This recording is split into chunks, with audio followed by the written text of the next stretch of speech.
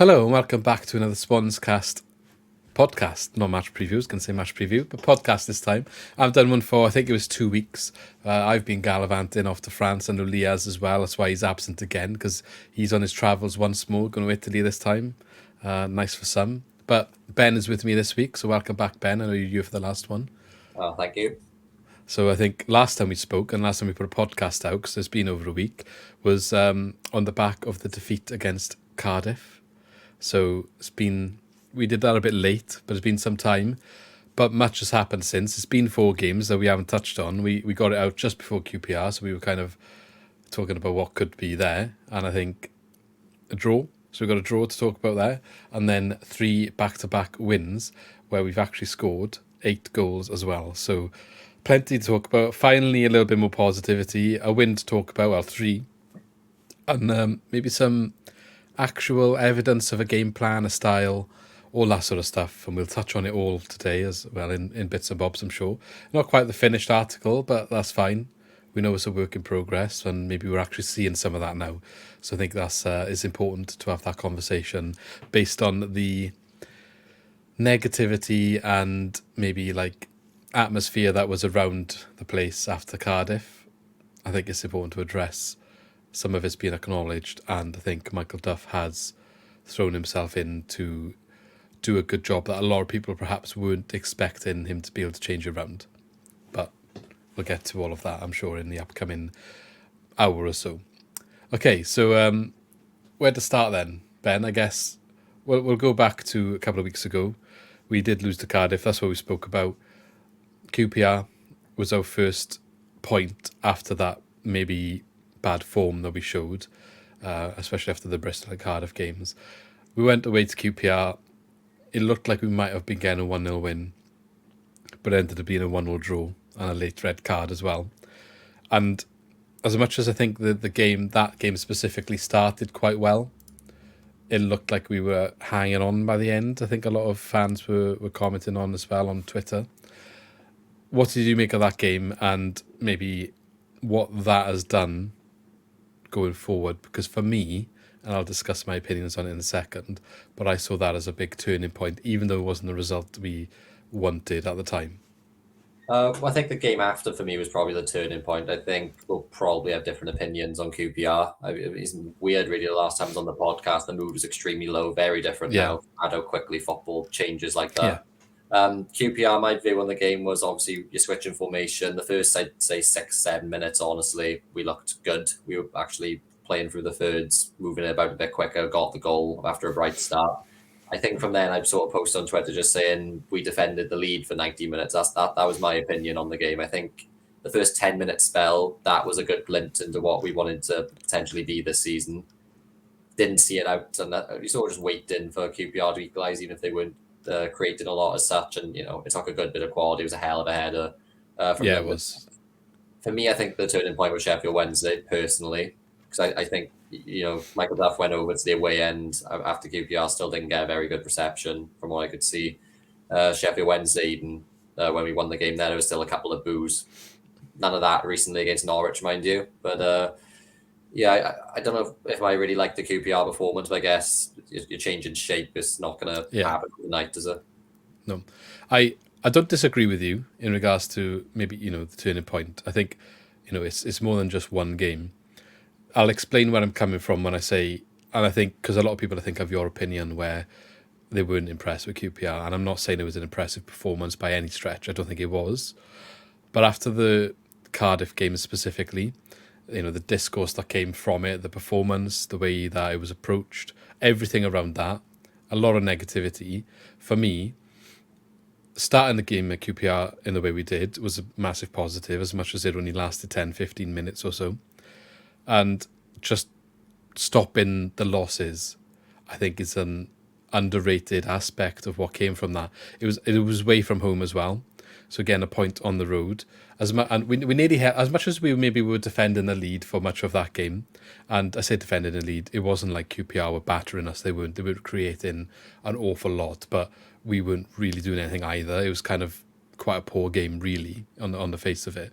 I just think it was so important to get something out of that game after the Cardiff result, and that allowed the players maybe to get back on board with something if it had been rocked a little bit, maybe steady the ship even that slight bit, and then when they've backed that up at home against Sheffield Wednesday, as much as people liked to say after that game, oh well, it's Sheffield Wednesday, we should be beating them, and they've just wrote it off, and we'll talk about the games afterwards, which I think have shut that argument down. I just think if they'd lost to QPR, I would have been more worried about the Sheffield game.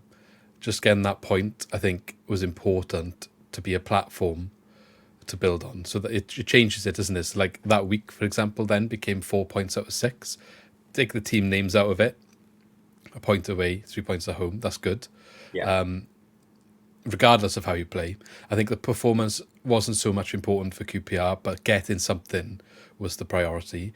And as we've seen since, and it's easy to talk about it like this now because we're in the luxury position of having done a podcast since, so we've got 4 games sampled to discuss.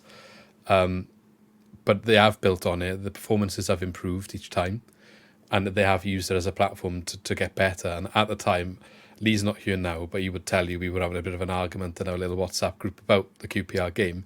He was saying exactly the same as what you were saying. And I was there like, look, okay, I do get what you're saying, and I completely agree with it. But after the Cardiff result, I'll take this point as long as he can build on it. And he has. So easy to say I told you so, I guess, but it was important for Michael Duff to show there was something coming out of what he was doing in training. And I think finally we've started to see it. Whether the tweak information has played a big part, which I think it has. And we did discuss that in quite detail, actually, after Cardiff, about the options we had for QPR and the midfield. And I know there was a bit of discussion about can Patino and Grimes actually work together? And we've seen a bit of a mix of everything we were saying, really. So It's been good to see that it has had a positive impact. So I don't know what you think of the change of formation specifically. Well, change formation. Well, essentially, remind everyone of Patino and Grimes, because on the last podcast, I basically said it won't work. And obviously, but what I do want to point out as well. It's fair enough comment to make, though. Yeah. It was fair enough comment. I need to jump to the Norwich game to sort of explain this. Sorry. Yeah, that's fine. Millwall didn't watch. But no, so we're at a 4-back formation now for anyone who hasn't seen the last couple of games. It's more of a 4-2-3-1 when we're on the ball. Patino and Grimes, you could say, are the deeper midfielders in that system. Just ahead of him, then Patterson's playing in the number 10 role. And because of Janelli's injury, looking at Jamal Lower out on the left wing, Liam Cullen probably acting as a bit of a right winger at the minute, and then Yates up top. But it's interesting now, you talk about how we actually have a plan and understanding of how we're trying to play. This is the first time I've been to a Swans game this season now, Norwich, where you can pick up patterns of play, you can pick up how we're trying to dispossess the opposition. So 4-2-3-1 on the ball, but if you want to notice, when the Norwich back 4 had the ball or was a goal kick, you switch in shape a bit. So we switched to more like either 4-3-3 or 3-3-4. And I know 3-3-4 sounds weird, but just stay with me on it for a second. Yeah. So that front 4 of Patterson, Lowe, Yates, Cullen, they were sort of trying to pin back their back 4 when the goalkeeper had the ball. It wasn't like tight man marking, but it was just a yard away. So if they were to receive the ball, it was really difficult for them to receive the ball back and turn. It kind of felt like, let them take a pass, but as soon as that ball is kicked, I'm going to be on you. Yeah, exactly. But what we were doing was we didn't want to leave Grimes and Patino too isolated, because the point I was making on the previous podcast is that even though they're brilliant technically, the pair of them together, they're not going to cover the ground we need to off the ball as a 2-man midfield, which is why I've always said, like, you probably need Fulton with him or something. But when we were actually looking to just when we're off the ball and trying to stop them playing through our midfield into the final third, that front 4, one of the wingers, whether it be Lowe or Cullen, were just dropping back a little bit to stay closer to Patino and Grimes, and they were the front 3. So if you picture Norwich's left back, I think his name was Janulis, Cullen on that side would obviously be pressing Janulis. Lowe on the other wing, then he would just drop back a couple of yards, so he would be closer to Grimes. When it moved over to the other side, you had Jack Stacey. You'd have Low press and Jack Stacey. Cullen then on the other side would drop back, and that's when it was becoming more of a 4-3-3. And what I was doing then is it was keeping Patino and Grimes. They didn't have to cover so much ground in that midfield. So when Norwich were then trying to play, they didn't have the gaps to play through the midfield. I thought that was really clever. It was also almost like a 3-3-4, as I said, at times, which is weird. So if the front four... Yeah, in like a goal kick situation where they'd be maybe man for man on the back four then. So they were man for man on the back four, but the thing is, you have to remember, you had Bashir Humphreys at left back. So what was happening was Key at right back was actually stepping up a bit closer to the midfield two to make it a midfield three.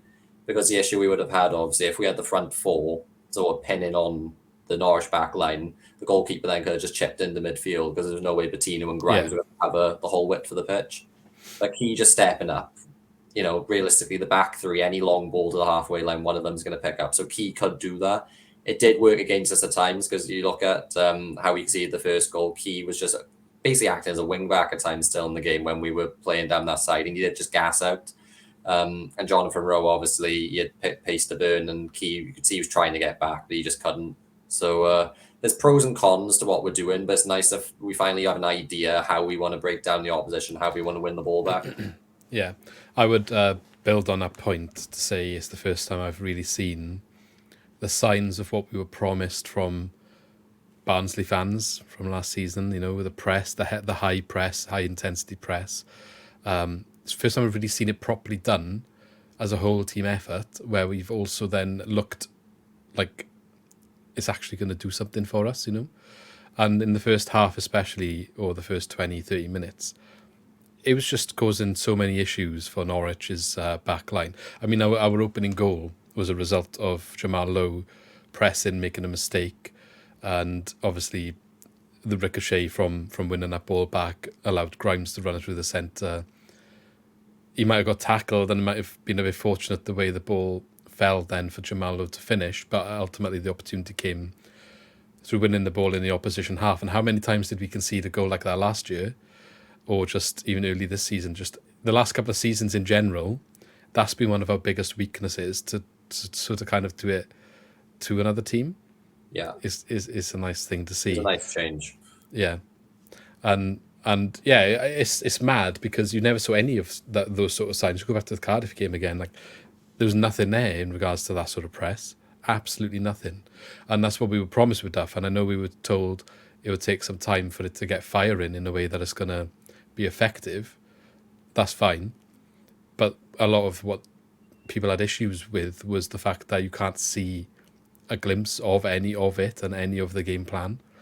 And now 3-4 games later against Norwich, who were 6th in the league before we kicked off, they implemented that very well, considering it's one of the first times we've properly seen it in play as well. And you're right to mention it can go against us if the teams play around it in certain ways, but it's still a work in progress. Ultimately, the formation wasn't the one he started with. He wanted to play 5 at the back, clearly.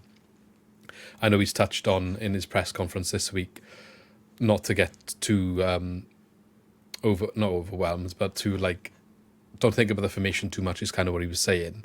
He was saying people get too caught up on formations. At the end of the day, we want to play a certain way and we put the players in the place to do that. It doesn't matter if it's 5 at the back, 4 at the back, whatever. Which is fine if the team can be as flexible as that on the pitch and understand what they're doing and their roles, regardless of where they're set up. Ultimately, I think going back to what we said in last podcast as well, we're even shorter in the areas required to do 4-3-3 consistently than we were when we spoke about it last time. Now Giannelli's also picked up a knock, and we got Lowe. It's a season ender, isn't it? Yeah, clarify what he's not going to play for the rest of the season. Unfortunately, that's devastating news. Let's be honest. He looked like a really bright spark, and when the results have started changing, he's been part of that really in terms of offering us a bit more attacking threat. It was a bit of a worry afterwards to see how we would cope with it, but obviously Cullen going out on the wing is an option. I guess Patterson could do it as well if maybe Ollie Cooper worked his way into the team, or Cooper would go there, because I feel like his performances have slightly started improving, which is good to see. But all of a sudden, I think generally it just looks a lot more positive, and I think fans can start getting on board, and I have seen a lot of people start getting on board because they can see the direction of where it's going. And as for the Swansea way, if you want to look at the stats against Norwich, so we still had not the levels that we have had for the last 2 seasons, but 55% possession against a team like Norwich at home. It's still a positive in terms of we're not a long ball direct team that people thought we might be becoming. That isn't the case. It's a bit more direct and the high press and looking for those sort of opportunities where we wouldn't have before. But when those opportunities are not there, we can still pass the ball around and look after it. And it is sometimes a little bit of a ball that's more direct through the lines than it would have been before.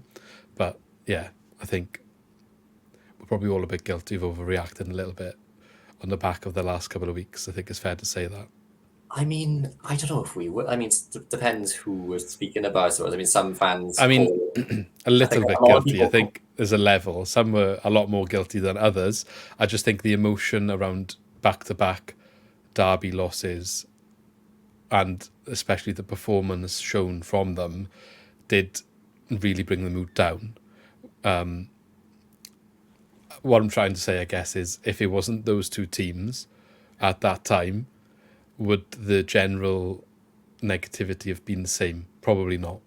Probably not. But I also think, like, I wasn't calling for his head, but I said he's got 3 games. Well, he's had 4. Yeah. Obviously, he saved his job for a while there now. But I think there were a lot of people who were quite level-headed, who were all just saying that there's the Cardiff game. It was probably one of the worst performances. I agree.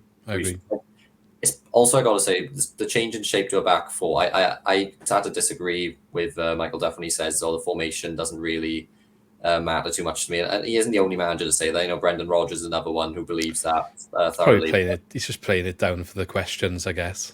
Maybe, but like I've always sort of believed that formations do actually have a massive impact game to game. I mean, Graham Potter, when we had him here, he was changing shape regularly, but the difference was his teams, he trained them to play each of those formations, and he's doing it for a reason. It like you saw, say, our fullback, centre-back, centre-mid, we started having the triangles going when we were being pressed against Norwich, and that was when one of their striker and an either winger was pressing in that wide area, because when the fullback receives the ball, he's close to the line. That's a trigger then for a press because he has less space to play out from. The 3 versus 2, that's a numerical advantage, right? So we're the favourites to play out from that situation. That's what formations provide you. If you outnumber the opposition in midfield 3-2, that's an advantage. If you manipulate the ball a certain way to get your fullback overlapping 2v1 on their fullback with your winger, that's a numerical advantage. So this change of shape, but what it's obviously done is Matt Grimes, he was still acting as if he was the centre-back dropping in, but we still had, we were playing 3 in the back. You had 4 players who just weren't venturing forward at all. You weren't seeing Darling or Wood making those runs forward they did last year under Russell Martin. So that back 4 now, that's freed up Grimes, I think, for whatever reason, to suddenly get into midfield as well. You have that extra body higher up the pitch because you've taken one defender out, or one centre-back out, I should say, because Key's still getting forward. You saw Virginia Humphreys is still getting forward. It's just as simple as we now have more options in front of us when Grimes and co have got the ball deep in our half or on the halfway line. Yeah. So for me, I couldn't really disagree more when I'm hearing the formation changes and what's caused this. This is the trigger that's caused some change in style of play for me. I wouldn't be surprised if Duff's just kind of trying to manage the media based on his past. He hasn't had the best record, has he, with the media since he's been here, and minimising the tricky questions and look, don't go in detail on what I'm doing on the pitch. Right? I'm just getting it working and shut up, sort of thing. I wouldn't be surprised if there's a bit of that going on, and I'm wondering if what he actually means is like you're going to tell me I'm playing a 4-3-3, but as you alluded to earlier, it wasn't always a 4-3-3. It changed based on the ball, off the ball, when to press and all that. So what he's trying to get to the team is, it's not as rigid as what they're going to put down on BBC Sport, SofaScore on paper. Oh, yeah. And they got that wrong as well. They've got a 3-1-4-2 when I checked. Yeah, I've got it here on SofaScore. I was like, that's definitely not what happened. But I think Cullen played centre. Yeah, exactly. So I'm wondering if that's kind of what he's getting at, is like, maybe, don't read into it too much. Like, as long as they know what we're doing on the pitch, don't matter what you put on the paper. Yeah. If that's what's working. But yeah, you're right in what you're saying. And you mentioned Matt Grimes. I think that's a good place to start with the personnel from the last couple of weeks, because for me, I think I might have said it on the last pod that he's not getting a tune out of Matt Grimes. He was underperforming, and it's no coincidence, if you like, and I tweeted something along the lines of this earlier, there's no coincidence that when Matt Grimes is poor, Swansea have been poor. And I would say Matt Grimes had a really poor start to the season, not necessarily out of him personally being bad, just not quite working, not quite fitting, couldn't really get him in the game, get him doing what he does best, you know. And all of a sudden, I know he came out and apologised after the Cardiff game on behalf of the team and took that on the chin as captain, which was, you know, it is, you never want to see it, but it's nice to see. It is nice to see him doing that. He's come off the back of that, and you could say pulled the team out of the doldrums, taking it by the scruff of the neck, and he has started really performing quite well, actually, I think, in the last few games. Whether it is partially because of what you just said with the formation and it's freeing him up and allowing him to do more things, having more people in front of him, giving him them options to play them, more direct passes Duff wants from him, which maybe he was shying away from, which is what was causing the issues before. If he didn't have the people there to look for, in his head, he's like, well, I'm not going to go for it because it's too risky. Could have been contributing to the issues. Now he's got more players to aim for, so was someone free. And he got on the score sheet, didn't he, against Millwall? And he also, was it Millwall or Sheffield he scored against? Millwall. Yeah, Millwall. And, you know, if Lowe didn't score that goal against Norwich, he was going to be taking the shot, so he could easily have got on the score sheet again. But when do you ever see Matt Grimes bursting into the box with the ball? Yeah. So something's changed. It's weird to say, isn't it? But, like, losing a game like the Cardiff game, in the long run, has it become a good thing? Or the back of you never want to lose two rivals, right? I want to put a big disclaimer here before anyone comes for my throat hearing what I'm saying right now. But if we had gone and got a draw out of that game, would we have had the same response, is what I'm trying to say, as what we've had in the last 4 games? Compared to, you know, the way we lost it, there had to be a response. You said Duff's got 3 games to save his job. I think we both agreed with that. I think we said, like, QPR and Sheffield Wednesday, if he loses both of them, there's going to be serious questions asked, you know? That was a massive week. Yeah, I think Sheffield Wednesday especially, because Yeah. I think everyone sort of saw firsthand how bad they are. Zisco Munoz is gone now. They've had the worst start to a championship season in history, I believe. Maybe joint worst or worst. But yeah, I mean, they've got a whole lot more problems than we have. So I wasn't expecting 3-0 from that game, is what I will say. I was expecting like a scrappy 1-0 to us off set piece. I wasn't expecting us to lose, though. Even in the state we were.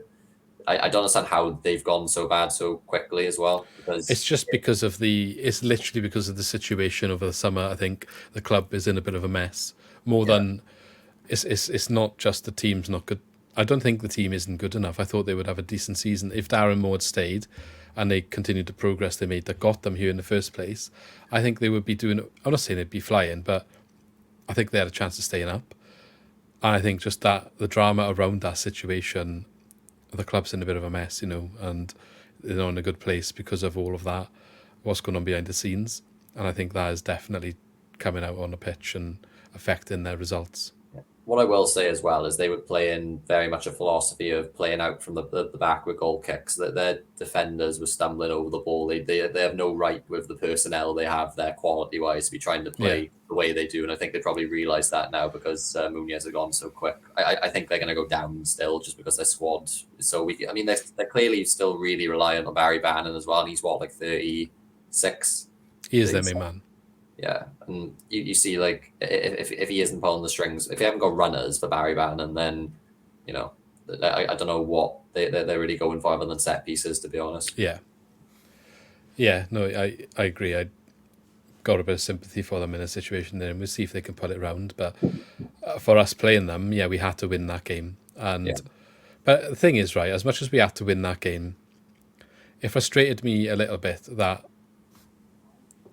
a lot of the, you know, what was said afterwards with the fan base, and I know it's a lot of them are the vocal ones, and not everyone has that opinion of it. You can only beat what's in front of you at the end of the day. So if it's a 3-0 win, it's a 3-0 win. Yeah, it's against the team that was bottom of the league, but you got to start somewhere. We were desperate for a win, so just the way it was getting knocked back, like it's only Sheffield Wednesday, like, well, it should happen. Well, do you know what? At the time, we were on the same points as them, so. Yeah, who's to say it should happen at that stage? You know, we had to earn that win, and maybe for some periods of the game it didn't look as comfortable as it ended up being. But sometimes you just need something like that to boost the team. We needed that to boost the team. We needed it. And it did boost the team, and then we backed it up with a 3-0 of Millwall. And again, apparently that was, well, it's only Millwall. They're not going to be up there at the end of the season. Yeah, And, well, Millwall had the best defence in the league before that game, and we put 3 past them. Like, celebrate what we're doing well, because he's had such a torrid time at the start of the season. You've got to give him credit then when he's done something right.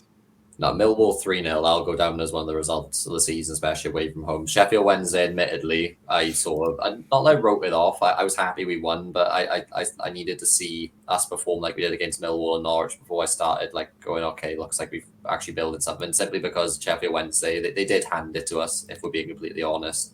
They did have a lot of bright moments, probably more bright moments than we should have been allowing a team like them to have. And, football's a weird game sometimes, but like they're hitting the bar at 1-0, so it could have quite easily been 1-1 5 minutes later with 3-0 up. It was a strange game in that respect. The fact that, in such a short space of time, if they had equalised, you would have had the chorus of boos going around the place, keep in mind, because it was the game after QPR where we let a lead slip against a bad team. This would have been letting a lead slip against an even worse team. But yeah, you do just need some things to go for you sometimes. I think they did with Sheffield Wednesday, because right off the back of the 3-0 win, you finally got your first win. You can calm down a bit, confidence a bit up, but mainly the pressure's off. You're going away to Millwall, you're not exactly expected to win, but you've got a bit of confidence that you can do something now, and the fans will get, behind you a bit more. And yeah, obviously, it's hard for me to comment on that game. It was away, so I didn't get to see it, but it just sounds like a very professional performance. Maybe 3-0 is a bit flattering, mind you, but no, I mean, you can't complain at all, can you? No, I think to clarify what I said, maybe Millwall had the second best after Leicester defence. But Leicester don't count, let's be honest. They've already won the league. They're either first or second. They've won 9 and lost 1 game in 10. They're in another league. Ipswich. We'll talk about the league later, but Leicester, let's just forget about them. I'm quite impressed with his turnaround, and I was like you, I was never calling for his head. I was saying, look, serious questions if that week went sour. And after Cardiff, obviously there were certain questions that needed to be addressed. I was mostly disappointed to see the lack of progress on the pitch and the style, same as a lot of people.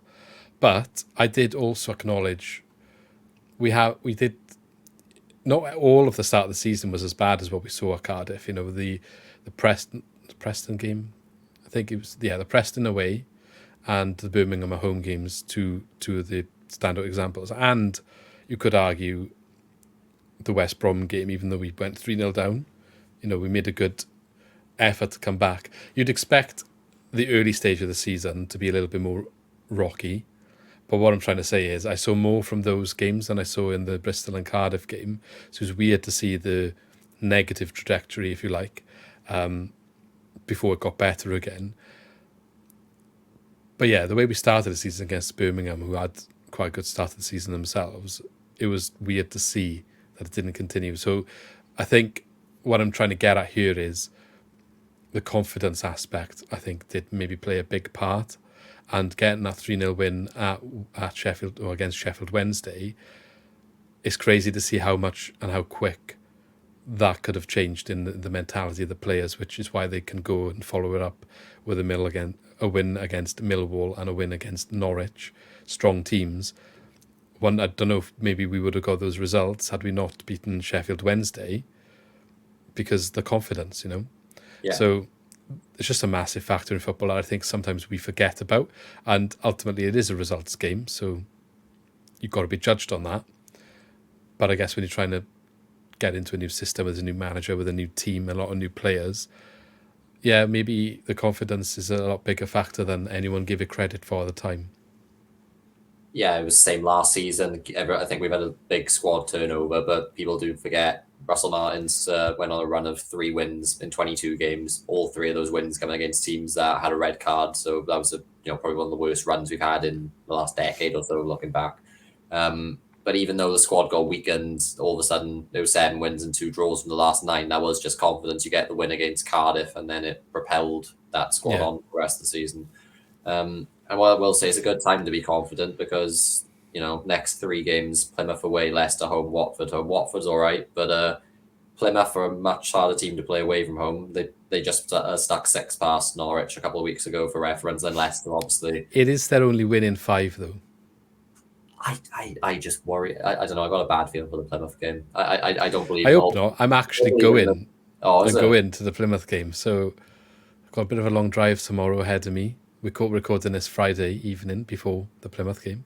I hope they do well, but Morgan Whittaker and Luke Cundall. Yeah, we'll get on to Whittaker now, just because I think that was one of my better, predictions, one of my better set of statements when he moved on to Plymouth. I came on the pod and basically said things along the lines of 10 goals, 10 assists. I said 1 million, he's probably 5 million by the end of the season. He's probably 5 million about now, the way he started, honestly. Stuck a hat-trick past Norwich. I don't know his exact stats. I'm pretty sure it's about I think he's on 5 goals. Assists, something like that already, which is silly. I will tell you in a second. Duff spoke about Whittaker, though, didn't he, in his press conference yesterday? He said, basically, or today I think it was, he basically told him on his first day that he wants to leave. So he had like a team meeting, and Whittaker kind of stayed behind, followed him into the office or whatever, and was like, look, nothing to do with you, but I want to leave. I think his mind was already made up from the dramas that happened last season. And you can't blame the player. And ultimately, I guess, if he doesn't want to be at the club, do you force him to stay? You're not going to get... We didn't get the best out of him anyway when he came back, because he didn't want to come back and he didn't get into the team. So is he ever going to reach that 5 million value when he's hardly playing? Or does he end up going for free down the line? So it's one of them where you're never going to really know what would have happened. But the player didn't want to be here. I think he felt messed about by the club quite a lot. Which he was. And it's a shame. He was. And I can't blame him at all. It's a shame because maybe Duff could have got a tune out of him, but he's already made his mind up before the new manager comes in. I don't necessarily think he was... people say he didn't get the chance he deserved here. Before he went out on loan, when he did score a hat-trick actually against Plymouth before, didn't he? I don't necessarily think the decision-making at that point was awful. I think the way it was handled when he was recalled was where the issue is. And part of the issue was Russell Martin throwing his toys out the pram, not getting a replacement for Obafemi. The club obviously saw Whittaker coming back from loan as the replacement. And I feel like Martin didn't use him partly as bitterness of not getting what he wanted. He didn't want that. No, he's not. No, he is a winger, but he could have utilised him. Doesn't mean he couldn't have utilised him, especially in that run of what you just said. Was it 3 wins in 22 games or whatever it was? Yeah, and he did have a couple of sub appearances and goals off the bench. But you got to keep in mind. He scored once, didn't he? Yeah, he's Russell Martin had a system of wing backs, and he would have got caught out defensively there. Whittaker, he wasn't a striker. He's still not a striker now, but doesn't mean he's not. Contributing goals and assists. The problem I had, he had 2 years in his deal, so fair enough. He wanted to leave. I don't blame him in the slightest for leaving. We had a couple of times in recent years, Dan James, similar. We've messed players around. We're not a good club for it at all. We're not. But if you got 2 years in his deal, then you got to look at it as right. Okay, fair enough. You want to leave, but you've got a contract. I couldn't imagine his wages were massive, just because Plymouth, I think, have the lowest wage bill in the league. So if they're paying his wages now, then you know what I mean. But then also, I think there's probably a lack of intelligence, a lack of thought process from the recruitment team here, even though we're trying to plan long term, and I get that. We recruited so heavily for that 3 at the back formation with the wing backs, with 2 strikers, and now we're playing 4 at the back with wingers, and Whittaker is going to be one of the better wingers in the league, and we let him go for, was it just below $1 million or 800k rising to $1 million, something like that. It's no wonder that Plymouth are willing to give him such a long-term deal, because they know, I said at the time, the Plymouth have had our pants down. They have. I really do hope there's a big sell-on in there. I'm talking 20-something%, because he's the sort of player I see him getting sold on next year. I know he loves it there. If an offer comes along to double his wages and go to a team fighting for top 6, he'll probably go, won't he? Yeah. He probably deserved that move the way he's playing. I do think now he's at home. Swans away fans coming up, but he's got a point to prove. Lots of Swans fans that have a go at him for throwing his toys out of the pram, and he went from star boy coming back from loan to very quickly looked like he wasn't trying. He was trying. He was in a system that didn't suit him though, and he was getting bit part appearances. So any criticism towards him needs to be deflected right back at the club, because he I don't think he did a wasn't single handled well. He wasn't handled well, and yeah, you can say, well, tough. You still got to be professional, but ultimately, I don't know. I think there's a lot of parties that should have done better. You could say the player should have done better, but so should the club, but so should the manager, and it's not just him. If you're going to say he's guilty, then you have to also credit the other aspects of who's guilty. Like I said, you got to earn your chance, and I don't necessarily think before he went on loan, I didn't question the decision. It's when he come back, we didn't handle it the best. I wonder if we had left him on loan there for the season, whether he would have come back in the summer and handled, oh, you've had a good year on loan, now we want to integrate you into the first team, whether that would have been a different conversation, He would have been happier, wouldn't he? Yeah, or if the damage was done for him going on loan, because he went, didn't he? He went on loan, and who stayed? Cullen? In the first half of the season? Yeah, I mean, the year before they both went on loan to Lincoln, didn't they? Yeah, Kyle Joseph stayed that year. Yeah, and the year after Cullen stayed, and Morgan Whittaker went on loan to Plymouth, and I think he had 9 goals. Was it stupid? Something stupid like 9 goals, 13 assists in half. Something a like year. that. Yeah, something like that. He's got 4 goals this year, by the way, not 5. I didn't check the assists. Luke Candle's got 3 goals, so there's 7 between them. Yeah, I mean, we saw at the end of last season, Luke Candle started putting in some brilliant performances and looking like he was more of a threat in the final third. So, I think he could well have a good game against us as well. I mean, it was a weird one because I felt like he may have wanted to come back. I think he indicated he wanted to come back, didn't he? I think it was just one of them that was dead in the water when Russell Martin left. Yeah, there's probably too many, even if they're not all fit, there may just be too many midfielders at the club for that move to happen. Yeah. But saying that, we would go in. This is the thing with the recruitment again. We would go in for midfielders on the last day. But he would have been playing 10, though, wouldn't he, rather than midfield? Well, for Plymouth right now, you mean? No, he does play. He plays more as a forward midfielder. So, like in our system currently, I'm saying maybe he comes off the bench for someone like Patterson or. Oh right. Yeah, I mean, he isn't going to come in ahead of Grimes Bettino. So, I mean, he was more of an 8 last season, wasn't he? Like him. But I think he's being used. Say Whittaker's playing behind the striker, and they're playing 2 of them there. He's kind of the other one. If he starts, he doesn't always start.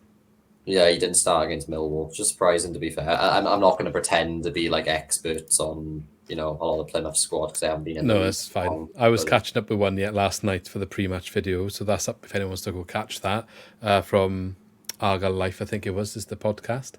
And basically Schumacher loves to do a lot of rotation with that sort of position, and they were saying they call it Schumacher roulette or something, where he does a random change all the time, because that's what he likes to do to keep it fresh. So you will just see the team sheet come out and somebody you just think's nailed on is not starting. So you never know. Maybe he'll do the tombola this week now and Whittaker will be on the bench. It is also smart to rotate there around, but also what I will say is he hasn't started the last 3 games, weirdly. Candle, I assume he'd be a starter for Plymouth, but they've obviously, Azaz, I have heard of him. They've obviously got a lot of talent in there. Yeah. Yeah. Okay. That's a little bit about Plymouth. Let's maybe talk about some of the injuries that we suffered. We already mentioned Josh Ginnelly, and he's going to be off for the rest of the season with ACL. I think it's Achilles. Yeah. Very, very much a big shame. Yeah, I mean, especially now that we're playing this system, I think come January, there'll probably only be one position we're targeting. It will be winger or wingers. It depends. We should have a decent budget. I think we probably held a little bit back. They've said there's money to spend in January. Yeah. Whether that'll be a loan that we're looking at, or it's a weird one. Do you want to hand like a 3-4 year contract to someone who's a winger just simply because it could be back to 3 at the back again and then they're not playing? You see what I mean? I guess they need to make that decision, see how the first half of the season goes up to January and commit to something really. Because the issue I've got now as well, I'm normally always against loans, but it could be the right time for a loan. Just like if you look at the bench, say now any of Lowe or even Yates and Cullen are like drifting out wide a lot. you had Cameron Congreve on the bench. You've got to actually have an opening this season now, just because wide players wise, there is nobody else there. You're looking at potentially putting Josh Key further forward as a winger, and then having Ashby come back in a right back, who we've sort of forgotten about.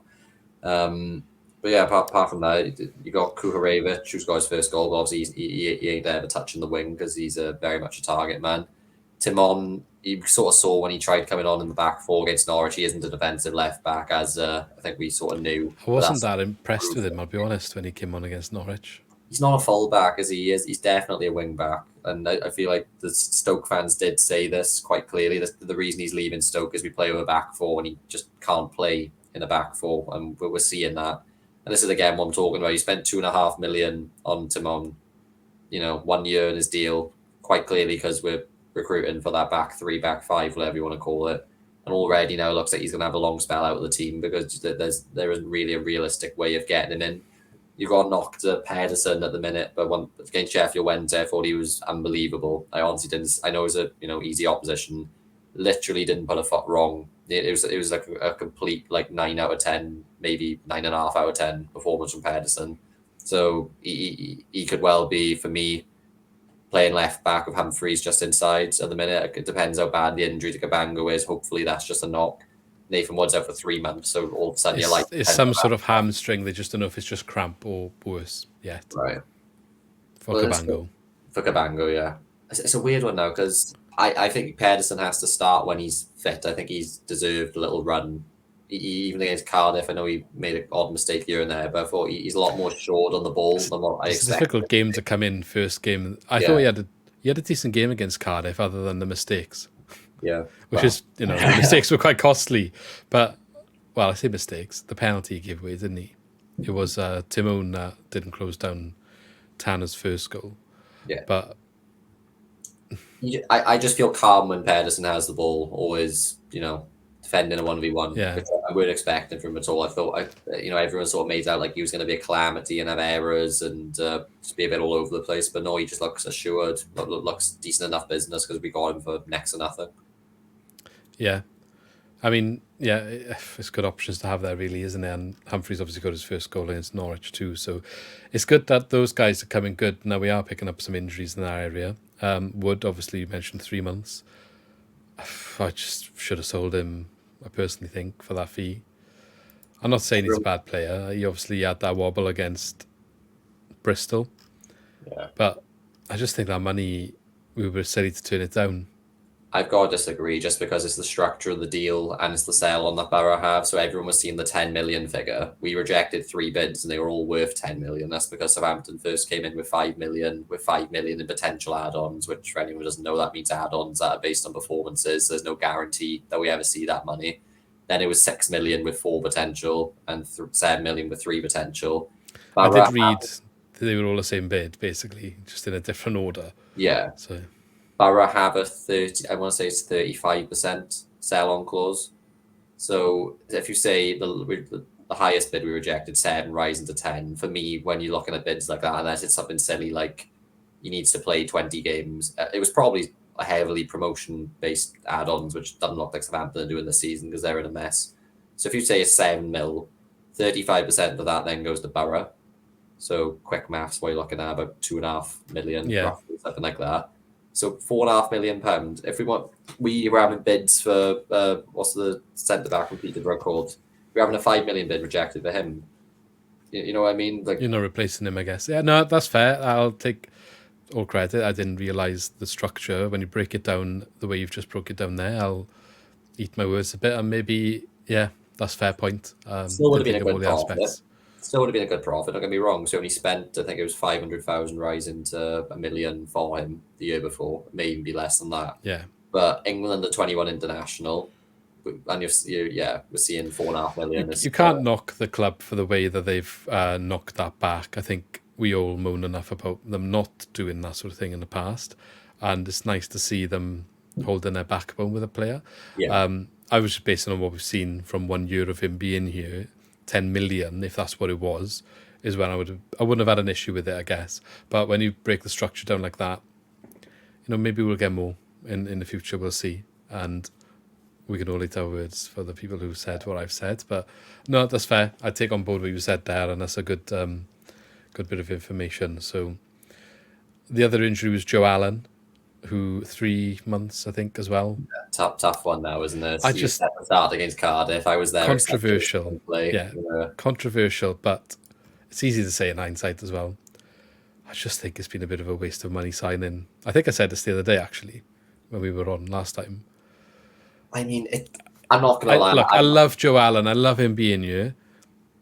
I just, as a player, he's just never there. Like, if you're trying to build him into the team, he's good. He's a luxury player at this point. He's a luxury player. I'm not going to blame anyone who had a hand in recruiting him just because he played 40 games with Stoke the year before. It is just everyone hits that point in their career where, all right, their body starts not being able to do the same things, not recovering as quickly, fatiguing and getting injured easier. Maybe a sign was how he retired from Wales as he signed for us. He probably knew in himself, I haven't got much left in me. It was only a 2-year deal, thankfully. But yeah, I mean, it's getting to the point he's injured so much now. I'd be, maybe it's like a Nathan Dyer situation. He'll have offers, no doubt, when his contract expires. I doubt we'll give him a new deal. He could well just call it a day. He's got nothing else to prove. He's all the money. Playing devil's advocate, I think you brought him back here, and maybe he will go on to retire and have some sort of role.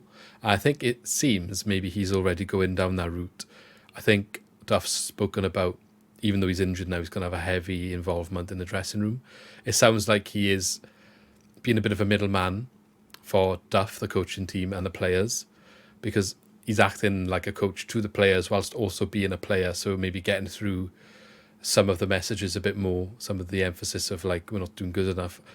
From what I was reading and from what I've heard, it sounds like maybe a bit of a heavy involvement in maybe even our upturning form, having someone like that. Look, guys, this is not good enough. We need to sort this out.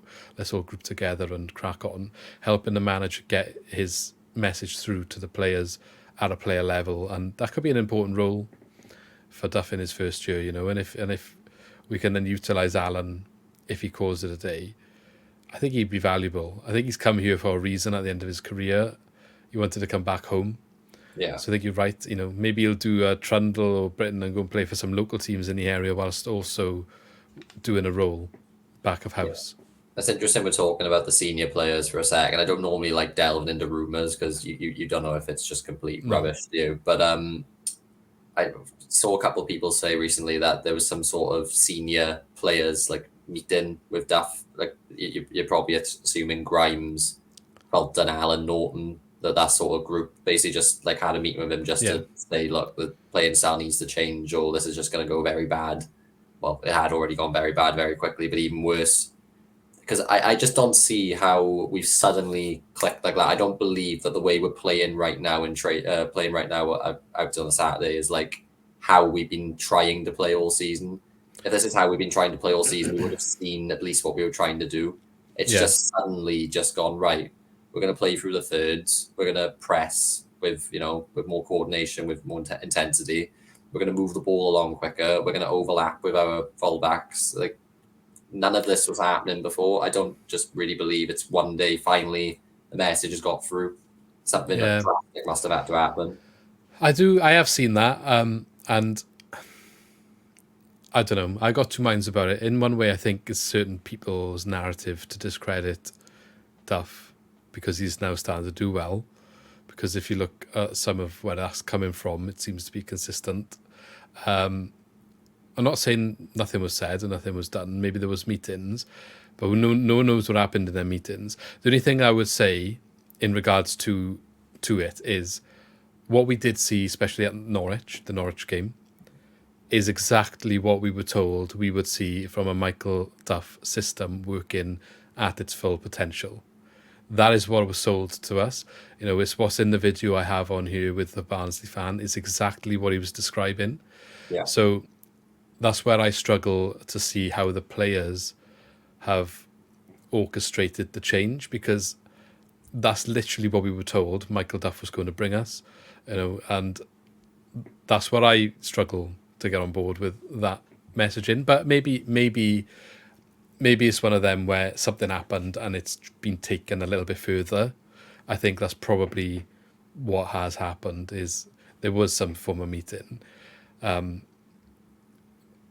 Maybe it was even about like, look, you need to stop talking shit in the press conferences, or you're saying the wrong things. You need to say the club down here is quite community based. The fans really care, and you're not really helping the situation with some of the stuff you're saying.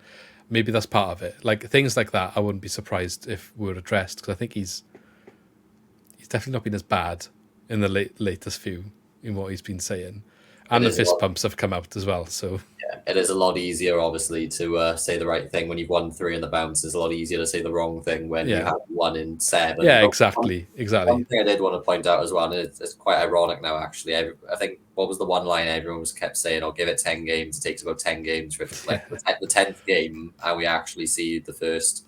It weren't far off a complete performance. I think people are sort of not. Obviously, everyone's happy about it. It is just like crazy how we've gone from, in the space of 4 or 5 games, Cardiff, which is probably the worst performance I've seen in a while. There's a clear identity here. Even Russell Martin, like it took us until he went on that stretch of games at the end for me before we left for us to like see the identity in its full force. That Norwich game, that isn't far off like the level that you need to be hitting. I'm going to say it now, to be at the upper tiers of the table. Like there's so many teams ahead of us, don't get me wrong, but it's because the season's so early in its infancy. But we've gone from very nearly like being dragged into a relegation battle. For me, you're on the same amount of points as Sheffield Wednesday and co. Now we're 4 points off of 6th or 5th even. It's bizarre. It really is bizarre. No, you're right. And I think where we are in the table is pretty much on par with where we were after 10 games last season. Yeah. So if you want to use the 10-game rule, we went on a good run after that last season. I think October, especially up to the Cardiff match last season, we had a really good run and we won quite a few games before. We got into the playoffs, into the top 6, and then we did a bunch of draws, I think, and then it fell off a cliff. But so I think. No, yeah, I think you're spot on, really, and I'm quite excited to see how it can continue to build. I hope we can maintain it when we go to Plymouth tomorrow, but it would be a tricky game. Even a draw, I would be happy with, I think, in that one. And you can't argue that it's a good spell of form if we even take a point.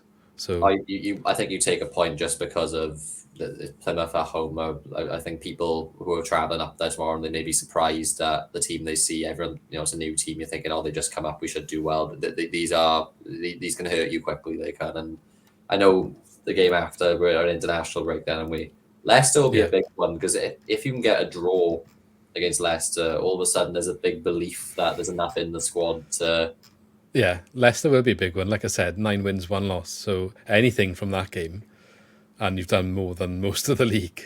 I'd argue a draw at home against Leicester builds more confidence than 3-0 against Sheffield Wednesday, is the point. Yeah, it probably does, because of how they are performing. I wouldn't have wanted to play Leicester in place of Sheffield Wednesday. No. I would have been quite scared. But I do think the style of play that we saw implemented against Norwich, I think that sort of Michael Duff style of play, that's probably going to be one of the better chances Leicester have of losing this season. There aren't many ways of playing that sort of hurt Leicester because of the quality they have, but that's sort of idea of what you need to do. They've kind of looked like a team who, they don't necessarily look spectacular all the time, but they just get a result after result after result in any way. Like, you think the team they're up, I thought Sheffield Wednesday looked good when they were. No, that was Southampton. Sorry, the Cardiff Leicester game. I thought they did. Cardiff looked like they could have got something out of that game. It was on telly, wasn't it? That game. Well, and then Leicester found a way to win it. It seemed like maybe Cardiff could have got something there, and then Leicester go and win the game.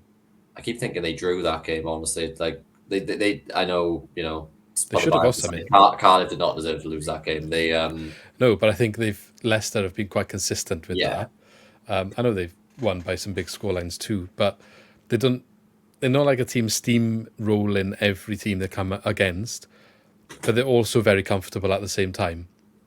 It's like they give you that false hope, and it's the hope that kills you, because they're always finding a way to get over the line, Yeah, I know. Well, it's a good team, so I mean, they beat Southampton probably by the biggest scoreline, and Blackburn recently. Both teams lost 4-1. They're a team that Otherwise, they do the basics right, and then the yeah, quality they have just does the rest. yeah. They're not doing anything like, everyone raves about Brighton and the way they play in the Premier League currently. They're not doing anything silly like that, but just I the mean, squad is too good, isn't it? the more this goes on, I'm sure they will start to really assert their dominance on teams. Though, if you look at their Yeah, last two results, 4-1 against Blackburn and 3-0 against Preston, and it looks like Preston didn't even touch them. To be honest, I haven't watched much of their recent stuff, but I'll probably be speaking to a fan before the match, and I've seen the comments in the group that I'm in across the league, and yeah, they've been labelled as one of the, without a doubt, above a cut above. So, if Ipswich actually, yeah, some of the teams that have played Ipswich are so surprised at how well they are doing, and they're maintaining it. Like, they're actually taking a bit of a fight to Leicester, which I'm surprised at. 25 points Ipswich are on, 27 Leicester are on, and there's a bit of a gap forming then to yeah. third place, All of a sudden, Preston have which is dropped off. crazy. Yeah, And if you're looking at the league in detail, then they're on 27 points. We're on 12. You think that is a massive gulf, but we're only 4 points off the playoffs all of a sudden. yeah. Ipswich is a surprising one in that I don't think they recruited very well. So people were wondering, even though their squad last year in League One was above League One quality, have they brought in enough to, step up the level? I think I had them sixth, and a few people were saying that's a bit high. I think they were Yeah. expected to be in and around the playoffs. I'm Nah, not I sure. wanted to put him. I wanted to put him in there. And Lee wouldn't let me, and I was. I'm not sure anyone really I should expected have put them. my foot down. Yeah, I'm not sure anyone expected them to do this though, and whether No, The thing is, I'm pretty sure they've got decent depth. There isn't like they're not one of those teams that are being dragged along by a couple star men. Are they? They're just a they well. were the most informed team in, I think, European football from Christmas to like the start of this season, Yeah, and they have maintained that. Basically, they've lost one game this season, drawn one, and won the rest. yeah. Oh, that'll be a tough one. Crazy. Could Yeah, potentially be a those two lot like teams. that if you go Ipswich away, East Anglia. It's a bit of a trek, that is, isn't it? Yeah. We're going to have to end the video in a second, but just to highlight, like I just said, Swansea sit in 15th, 12 points now after the gain of 10 points in the last 4 games. We are currently 4 points above the relegation zone that we were sitting in for those early days in the league, and also 4 points off the playoffs. So just highlighted how fast the picture can change. You get a win at Plymouth tomorrow, and some of them teams up there don't. Maybe they get a draw, maybe some of them lose. 1 or 2 points off of playoffs. You would never have thought that 2 weeks ago. And those teams that we are currently 4 points off, is quite a few of them. So you got West Brom in 5th on 16, which also consists of Leeds in 6th with 16, Norwich in 7th with 16, Cardiff in 8th with 16, Hull in 9th with 16, and Southampton in 10th with 16 points. Their goal difference significantly worse than the rest I've just mentioned. I have to put that in there. Also, Cardiff, having lost their last game, one of the 4 before that, which has put them in that position because when we played, we were quite close in the league. And again, that just shows how confidence can build you a run and all of a sudden up the table. So, long season still to go. I guess Michael Duff is showing signs that he can fit in down here. He can bring a style that is enjoyable to watch. I found the Norwich game very enjoyable style, personally. People saying about the Swansea way being dead and all that. I'm quite happy if I got to watch what I watched against Norwich for the rest of the season, and obviously for us to continue to develop on that. So, as much as the last podcast was quite negative, and rightly so, for what we were seeing at the time, I think it's good to have that feel-good feeling back, and I'm hoping a lot of the fans who were sceptical can... I'm not saying you need to, go and think, right, that's it, the new Messiah's here, but back the manager, and maybe it will help with this upturn in form and prolong it and see where the season can go. Yeah, exactly. And you saw the end of the Norwich game. He came over to the East Stand and gave a fist bump. You could go back a couple of games before, he was still getting boos after beating Sheffield Wednesday 3-0. So I think I said after the Cardiff game, once you've lost that little contingent of fans who go away and then sit in the stand, it's really hard to win them over. And fair play to the man, he's done it in the space of one podcast. So, yeah, unbelievable, really. But I think, like you say, Norwich, he talked about Michael Duff at the start of the season, how he wants to find like an in-between point between, or balance, probably a better way of putting it, between Russell Martin's football and not hoofball, but a bit of directness, a bit of an eagerness to get up the pitch quicker. Norwich pretty much wants that to a T for me. If we can just replicate that performance across a season, I think we're going to be in good stead. Yeah, exactly. Yeah, no, I completely agree. So yeah, tough in for now, I guess, is a good way to end. And long may it continue. And I'm sure if it does, probably won't. You'll probably leave anyway, because that's what always happens. Yeah.